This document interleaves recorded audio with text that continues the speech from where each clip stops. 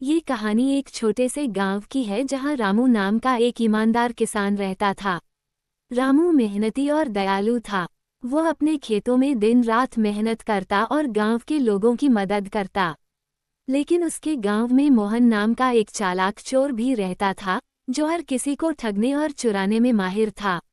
मोहन गांव वालों का सामान चुराकर भाग जाता और पकड़े जाने पर अपनी चालाकी से बच निकलता। गांव वाले उससे परेशान थे, लेकिन उसकी चतुराई के कारण उसे कभी पकड़ नहीं पाते। चोर की नज़र रामू पर। रामू के पास एक छोटा सा खेत और कुछ जानवर थे।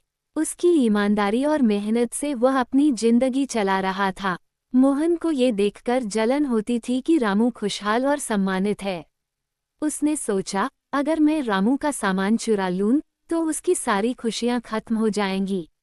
एक रात मोहन ने रामू के घर को लूटने की योजना बनाई। चोर की चाल। रात के समय जब पूरा गांव सो रहा था, मोहन चुपके से रामू के घर पहुंचा। उसने खिड़की से झांका और देखा कि रामू गहरी नींद में है। रामू की गाय चुराने की कोशिश कर रहा था, तभी गाय जोर जोर से रंभाने लगी। रामू की नींद खुल गई। उसने सोचा कि कुछ गड़बड़ है। रामू की समझदारी। रामू ने घर के बाहर जाकर देखा तो मोहन वहां खड़ा था। रामू ने मोहन से कहा, मोहन, तुम यहाँ इतनी रात को क्या कर रहे हो? मोहन घबराकर बोला, मैं तुम्हारी गाय को पानी पिलाने आया था, मुझे लगा यह परेशान है। रामू उसकी चाल समझ गया, लेकिन उसने सीधे कुछ नहीं कहा।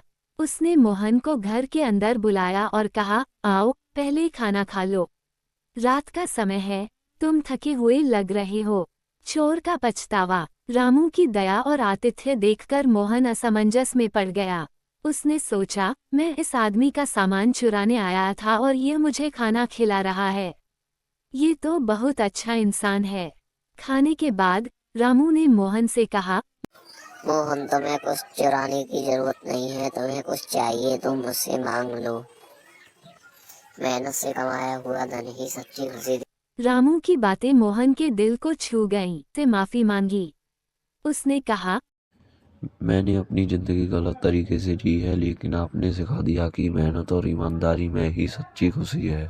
मोहन ने रामू से वादा किया कि वह अब कभी चोरी नहीं करेगा।